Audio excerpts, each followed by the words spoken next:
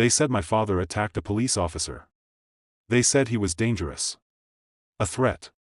But I knew the truth. I watched, helpless, as live footage showed him. An old man. My father. Face down on the cold concrete. Hands twisted behind his back. While a white police officer's knee crushed his neck. My name is Michael Brooks. I'm a senior agent with the FBI. And this is the story of how I fought the system from within. And brought it crashing down. But before that day that he was just my dad. David Brooks had lived in Atlanta his entire life. At 62, he was the kind of man who waved at strangers. Who remembered the names of the kids he taught 20 years ago. Who bought bread from the same corner store every Saturday morning. He wore the same brown jacket every winter. Not because he couldn't afford another. But because it had been a gift from my late mother. That morning, the sky was gray. Rain clouds rolled in. David was heading to the grocery store to get soup mix and fresh bread. Because he'd promised the neighbor's kids he'd make them his famous chicken stew that weekend. Officer Mark Reynolds wasn't known for kindness. Tall. Broad shoulders. Cold eyes. Had built a reputation in certain neighborhoods. Not for protecting, but for controlling. You could feel it when he stopped you. The way he looked at you like you didn't belong on the same street. And on that rainy morning, Reynolds chose David Brooks. The light rain had just started when David slowed at a stop sign near Peachtree Avenue. He looked both ways. Clear. But as he crossed, red and blue lights flared in his rearview mirror. Reynolds claimed David had run the sign. David politely explained that he hadn't. The exchange started calm. But then Reynolds' voice sharpened. A tone my father knew too well. It wasn't about the law anymore. It was about power. Within minutes, Reynolds yanked open the driver's door. Pulled David out. And shoved him against the hood. I was in my D.C. office when my phone buzzed. It was Linda, an old friend from a local news station in Atlanta. Her voice was rushed, panicked. Michael. You need to see this. Now. She sent a live feed. There was my father. Pinned to the hood of his car. His face twisted in pain. While Reynolds' knee pressed against his neck. I can't breathe. Please, I'm not resisting. I gripped my desk so hard my knuckles turned white that I knew what I was watching wasn't just an arrest. It was a message. By the time I booked a flight and landed in Atlanta, David was already in county jail. The official charge? Assaulting a police officer. The Department of Justice wasted no time issuing a statement. The suspect acted aggressively toward Officer Reynolds and resisted lawful arrest. They didn't even investigate. They'd already chosen their side. And if the Department of Justice was siding with the cop before the evidence was even reviewed, I knew this wasn't going to be a normal case. When I finally got clearance to see my father, it wasn't the reunion I'd imagined. The guard buzzed me through. And there he was. Behind a sheet of scratched glass. Wearing an orange jumpsuit that swallowed his thin frame. He tried to smile. But his eyes told another story. Mike, don't get involved, he said quietly. These people, they play dirty. And they don't lose. But I'd spent my whole career fighting people who thought they couldn't lose. And I wasn't about to stop now. Before I started digging, I visited his street. The rain had stopped. And a few neighbors stood outside talking in low voices. Mrs. Jacobs, the retired nurse next door, told me she'd seen the stop. He wasn't speeding, Michael. He wasn't even upset. That officer. He looked like he wanted a fight. Two young boys from down the block overheard us. One of them said, Mr. Brooks always brings us soup when we're sick. He would never fight anyone. That night, my FBI phone rang. It was Special Agent Turner, my direct supervisor. Michael. I'm telling you as a friend, not as your boss, you need to leave this alone. Turner, that's my father. I know. But if you dig too deep, you won't just lose your badge. You could lose him. It wasn't concern in his voice, it was fear. The next morning, I used my clearance to access the APD server room under the guise of reviewing unrelated case files. The dashcam footage from Reynolds' cruiser was listed as corrupted due to technical error. But I'd seen this trick before. Corruption meant nothing if you knew where the backups were. An hour later, I found it. A complete copy of the stop, tucked away in a forgotten archive. And what I saw made my hands clench. My father was calm. Cooperative. Not once did he raise his voice. It was Reynolds who escalated. Reynolds who shoved him. Reynolds who slammed him on the hood. And Reynolds who smiled while doing it. That night, I reached out to an investigative journalist I trusted, Rachel Miller. She'd spent years exposing corruption. But she'd also been burned by people who fed her false leads. I sent her the dashcam footage. An hour later, she called. "Michael.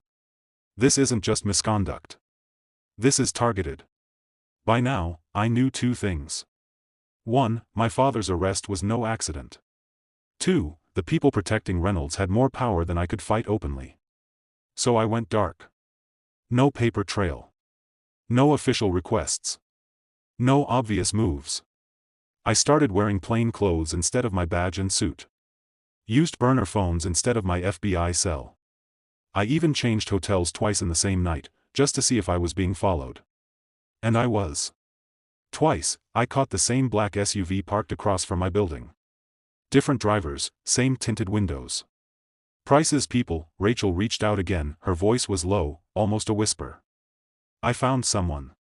Inside the Atlanta PD, he's willing to talk, but only off the record. His name was Eddie Vargas. A young patrol officer. Not dirty, just scared. We arranged to meet in a diner on the south side. The kind of place with cracked vinyl booths and a jukebox that hadn't worked in 20 years. When Eddie walked in, he looked over both shoulders before sliding into the booth. His hands shook as he passed me a small USB drive. It's all there, emails, internal memos, even group chats with Price." I leaned closer. "Why are you giving me this?" "Because I'm tired of watching him ruin lives. And because your dad isn't the first." Then Eddie said something that made my chest tighten. "Michael. They were looking for your father. That day wasn't random." Back at my safe apartment, I plugged in the USB. The files were a goldmine.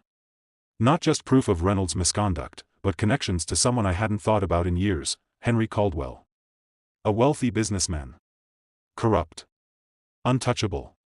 And my father had testified against him decades ago. Now I understood. This wasn't just racial profiling. It was revenge. And Price. Caldwell's protector. The next day, I made the mistake of confiding in the one man I thought I could trust. My FBI partner, Tom Harris. We'd been through hell together. 2 undercover ops, 1 shootout, and a dozen nights stuck in surveillance vans. If anyone had my back, it was him. Or so I thought. That night, Rachel called again. "Michael. Price knows about Eddie. Someone tipped him off."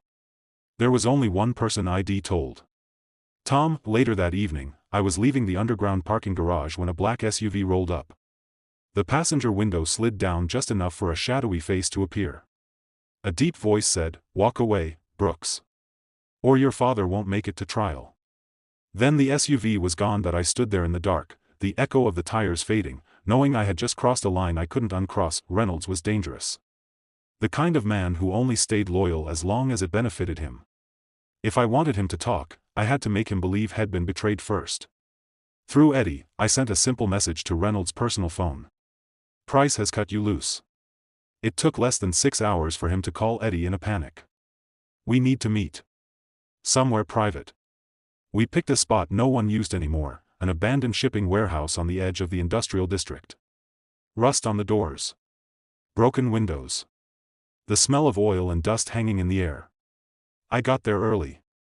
Checked every corner, counted the exits, and planted 2 small audio recorders, one on the table. One hidden in the far wall.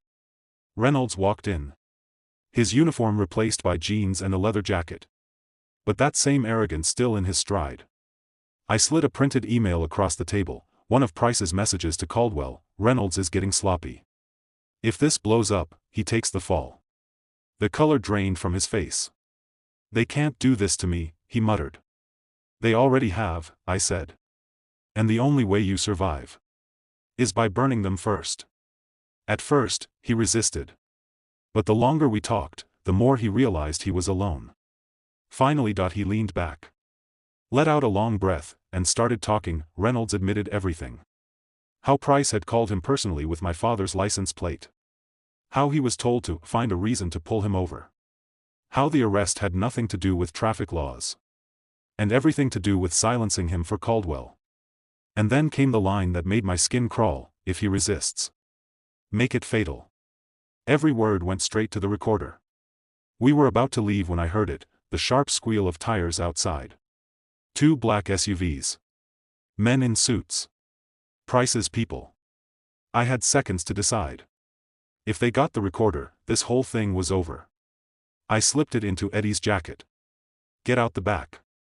Don't stop running. Go straight to Rachel. I stayed behind, drawing my weapon as the first man stepped through the door. One shot into the ceiling, enough to throw them off, then I dove behind a crate and slipped out the side exit. I didn't go back to my hotel. Too risky. Instead, I stayed at an old bureau safe house, dust on the counters. A single mattress in the corner. Eddie made it to Rachel. The recorder was safe. I couldn't go through official channels. Price had influence everywhere. So I called Amira Lane, a reporter who didn't scare easy. I sent her the files. The dashcam, the confession. Michael. If this is real, you just lit the fuse on the biggest political scandal in a decade. We timed it. First, dashcam footage. Then, emails. Finally, Reynolds' confession. The country exploded. #Justice for David trended. Protesters filled the courthouse steps. The DA dropped all charges against my father. When he walked out of jail, he didn't smile. He just looked at me and I couldn't answer the question in his eyes. Because we weren't done. Price and Reynolds weren't walking away. We built the case brick by brick. 2 more victims came forward. One had his own dashcam footage. The jury looked tired already. When they heard Reynolds say, if he resists, make it fatal, you could feel the room tighten. The defense tried to destroy Reynolds' credibility. They tried to make me look like a vengeful son. I didn't take the bait. I told the truth. Officer Dana Schultz. Reynolds' old partner. She had saved dashcam clips, including one proving my father had been targeted days before the arrest. He hadn't planned to testify. But he asked. I'm not here just for myself. I'm here for every man who's been pulled over and didn't have a son in the FBI to fight for him. 2 jurors wiped their eyes. You are not just deciding the fate of 2 men today. You are deciding whether the law belongs to everyone. Or just the people powerful enough to bend it. Mark Reynolds, guilty on all counts. Alan Price, guilty on all counts. My father closed his eyes and exhaled. The crowd outside was cheering. My father took my hand. You didn't just fight for me, son. You fought for everyone who never got the chance. He went back to his old routines. But there was a heaviness in his eyes victory couldn't erase. Price got 15 years. Reynolds got 12. Caldwell slipped away, for now. Strangers called from across the country. Thank you for fighting. We wish someone had fought for us.